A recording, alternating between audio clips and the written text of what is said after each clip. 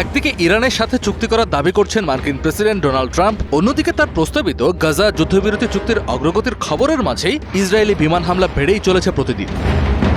রোববার গাজা উপত্যকা জুড়ে চালানো অন্যতম বড় হামলায় গত কয়েক সপ্তাহের মধ্যে সর্বোচ্চ অন্তত 18 ফিলিস্তিনি নিহত হয়েছেন।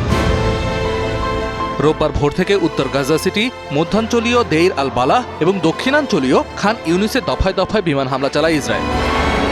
গাজার বেসামরিক প্রতিরক্ষা বাহিনী জানায়, আবাসিক ভবন, বাস্তুচ্যুতদের তাঁবু এবং বেসামরিক যানবাহন লক্ষ্য করে এসব হামলা চালানো হয়। হামলায় অন্তত 18 জন নিহত হয়েছেন, যার মধ্যে নারী ও শিশুও রয়েছে। গাজা সিটিতে একটি আবাসিক ভবনে হামলায় এক ব্যক্তি, তার অন্তঃসত্ত্বা স্ত্রী ও 7 বছরের ছেলে নিহত হন। ধ্বংসস্তূপ থেকে তাদের খণ্ডিত মরদেহ উদ্ধার করেন স্থানীয়রা। নিহতদের প্রতিবেশী ইব্রাহিম জামিল জানান, মার্কিন প্রেসিডেন্ট ট্রাম্প বলেছেন যুদ্ধবিরতি হয়েছে, কিন্তু বাস্তবে এর কোনো অস্তিত্ব নেই। প্রতিদিনই আমরা স্বজন হারাচ্ছি, হামলা চলছেই। এই নিরীহ শিশুদের কি অপরাধ?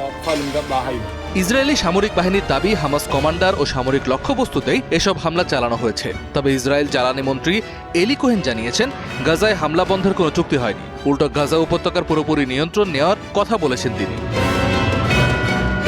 এর আগে যুক্তরাষ্ট্রের মধ্যস্থতায় একটি রোডম্যাপে হামাস সম্মত হয়েছে বলে জানিয়েছে মার্কিন প্রেসিডেন্ট ডোনাল্ড ট্রাম্প। চুক্তি বাস্তবায়নে মধ্যস্থতাকারীদের অবিলম্বে ইসরায়েলের ওপর চাপ প্রয়োগের আহ্বান জানিয়েছে হামাস।